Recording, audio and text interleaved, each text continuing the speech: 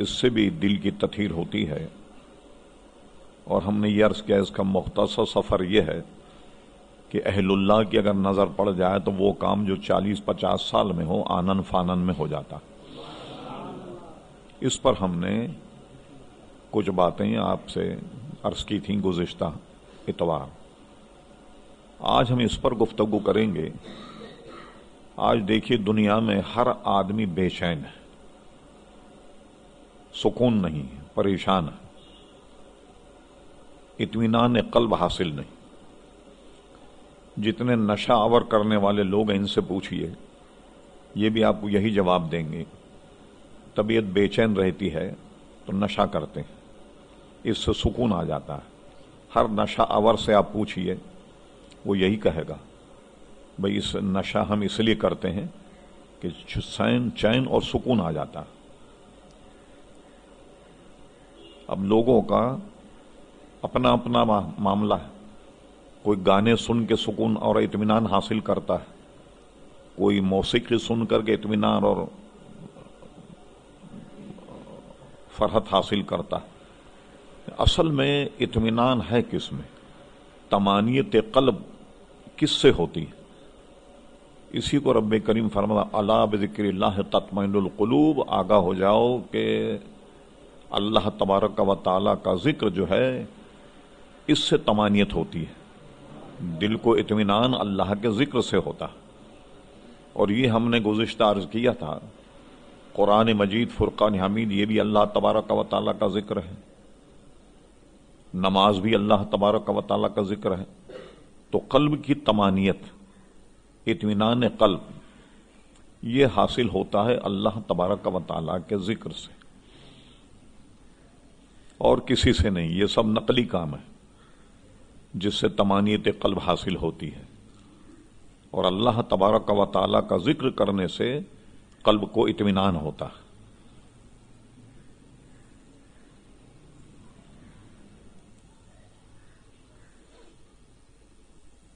اب ہم کہیں اور طمانینت تلاش کر رہے ہیں، اس لیے بالکل بیکار ہیں، گمراہ ہو رہے ہیں۔ تو جب اللہ تبارک و تعالیٰ کے ذکر میں طمانینت ہے، اطمینان قلب اللہ کے ذکر میں، تو اللہ کا ذکر کیا کریں۔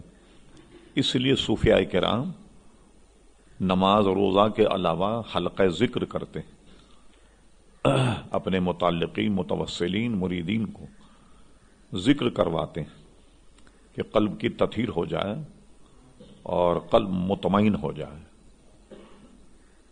اور اس کی طمانینت جو ہے وہ اللہ تبارک و تعالیٰ کے ذکر میں۔ بعض لوگ کہتے ہیں بھئی اس کا فائدہ کیا ہے؟ سبحان اللہ، سبحان اللہ، الحمدللہ، الحمدللہ، اللہ کی پاکی بیان کرو، اس کا کیا فائدہ؟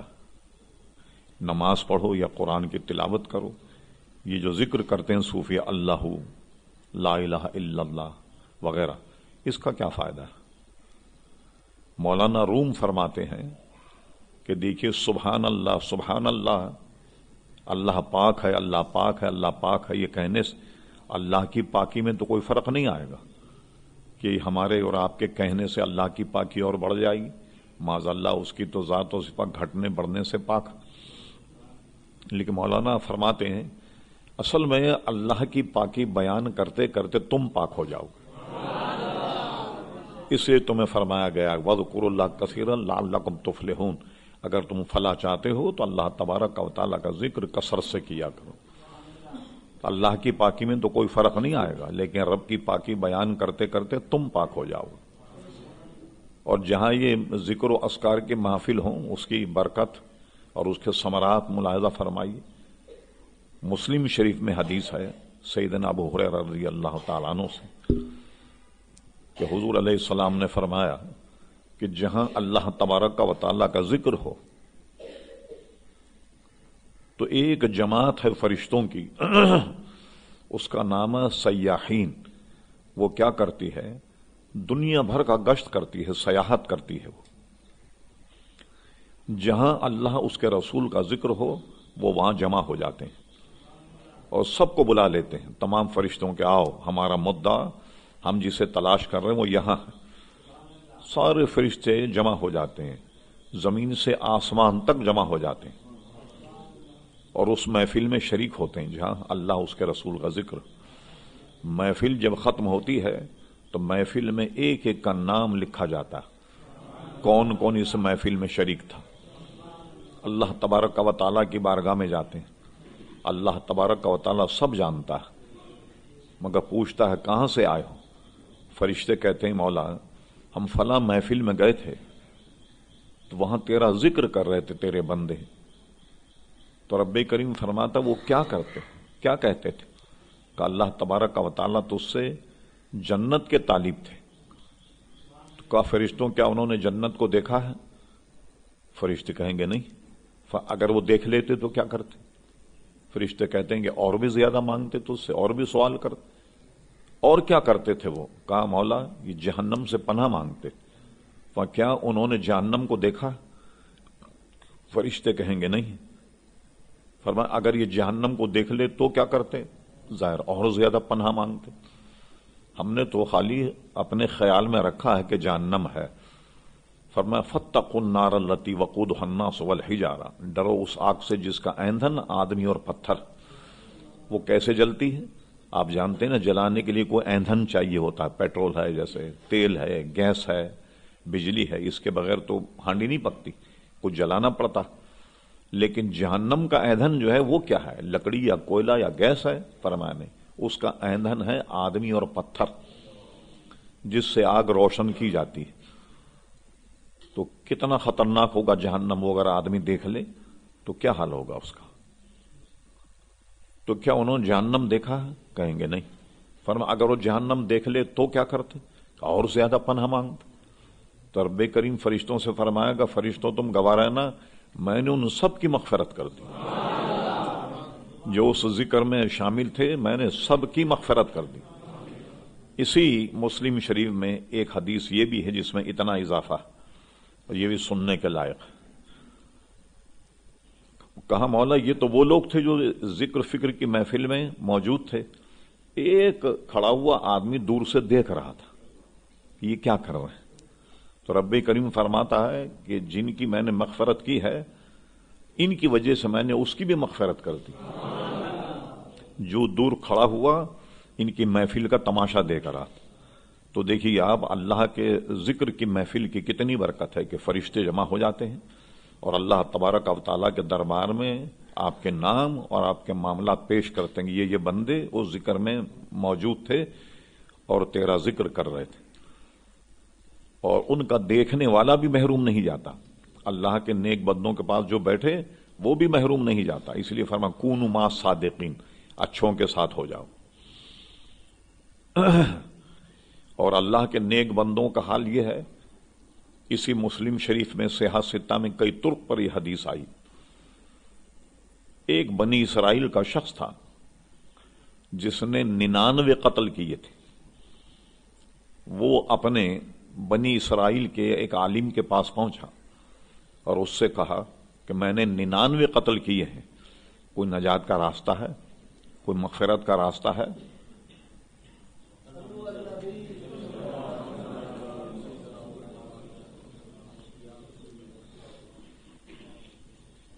وہ ان کا عالم جو تھا لگتا پورا عالم نہیں تھا.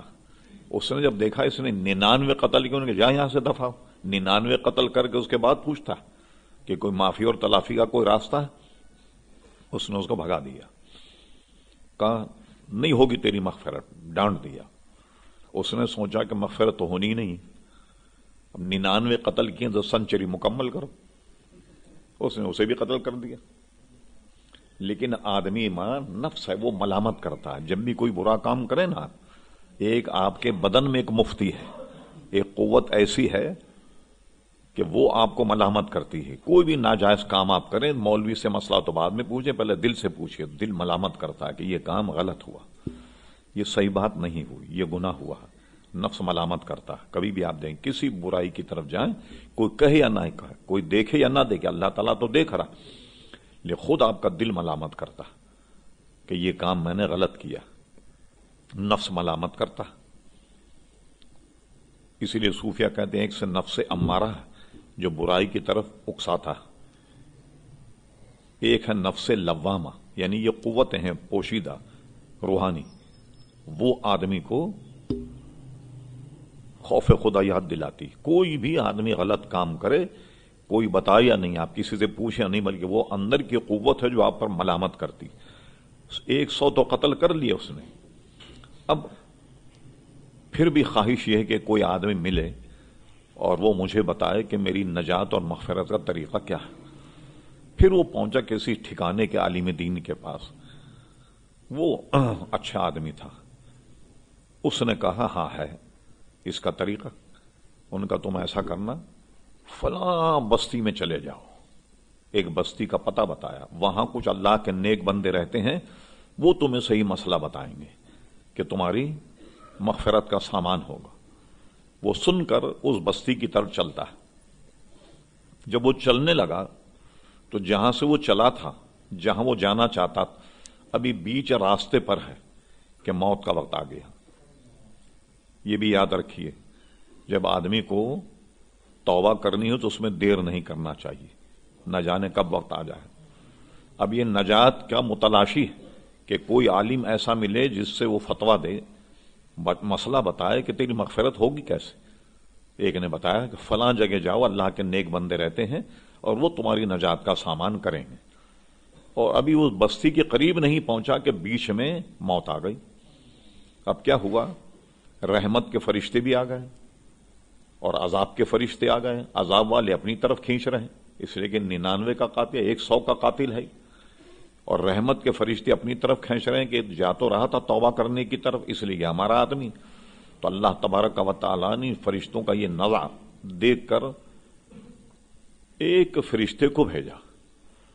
वो इंसानी शक्ल में आया और आने के बाद दोनों फरिश्तों से ये कहा कि अल्लाह तबारक व तआला ये फैसला फरमाता है कि जहां से ये तौबा करने के लिए चला था वहां का फासला नापो, और जहां जाना चाहता था उधर का फासला नापो कितना है, और जिसके करीब हो उसी के साथ इसका हशर किया जाए। अब अल्लाह तबारक व तआला के इरशाद पर ये फरिश्तों ने नापा, तो ये अल्लाह की मेहरबानी है। ये तो बात है जो मैं कह रहा हूं, अल्लाह ने मेहरबानी की। जिधर नेक बंदे रहते थे, एक बालिश उधर ज्यादा हो गया। वो यानी तौबा की तरफ जब जा रहा था तो उधर ज्यादा हो गया। तो अल्लाह ताला से कहा, मौला ये उस तरफ ज्यादा है जो तेरे नेक बंदे। तो अब अल्लाह तबारक व तआला ने फरमाया, चूंकि तौबा की नीयत से चला था, मग़फ़िरत का मुतलाशी था, और अल्लाह के नेक बंदों की बस्ती के करीब आया, और जहां से चला था वहां से दूर हो गया, लिहाजा इसकी मग़फ़िरत कर दी गई। तो अल्लाह के नेक बंदों की बस्ती की तरफ कोई जाए और रास्ते में मौत आ जाए तो अल्लाह तबारक व तआला उन अल्लाह के नेक बंदों की वजह से उसकी मग़फ़िरत फरमा देता है। ये देखिए अल्लाह तबारक व तआला की मेहरबानी की, जो तौबा के रास्ते में गामजन हो जाए तो अल्लाह तबारक व तआला उसकी नीयत करने ही पर उसको माफ कर देता है। अभी उसने बाज़ाब्ता अल्लाह के बंदों से वो मिला भी नहीं और तौबा भी नहीं की, लेकिन इरादा तौबा था, और अल्लाह तबारक व तआला उसकी मग़फ़िरत फरमा दी। और ये भी मैंने बताया आपको कि उस मजमे को जो देख रहे थे अल्लाह तबारक व तआला ने उनकी मग़फ़िरत फरमा दी। तो अल्लाह के नेक बंदों से हमेशा ताल्लुक़ रखना चाहिए कि वहां का बैठने वाला, उनके साथ रहने वाला कभी महरूम नहीं रहता। हाँ, अल्लाह तबारक व तआला उसकी मग़फ़िरत फरमा देता। तो इससे ये पता लगा अल्लाह तबारक व तआला कितना रहीम और करीम है कि तौबा का इरादा कर लो तो उसकी रहमत जो है वो उसका साथ देती है और कोई ना कोई उसके नजात का रास्ता निकल आता है। लेकिन कोई आदमी इरादा तो करे, चले तो सही तौबा के रास्ते पर, और जिस रास्ते पर वो चला तो जाहिर है कि उसका शुमार फिर नेक बंदों में हो गया। जैसे कि एक आदमी हज करने के लिए घर से निकला, इरादा है कि हज करने जा रहा, और रास्ते में मौत आ गई, तो हर साल वो हज करता रहेगा। जी हाँ, किसी भी नेक रास्ते में निकले और उसे मौत आ जाए तो हमेशा उसकी वो नेकी लिखी जाएगी। जैसे जिहाद करने जा रहा और रास्ते ही में मर गया तो गोया वो मुसलसल क़यामत तक जिहाद कर रहा है, उसको इतना सवाब मिलेगा।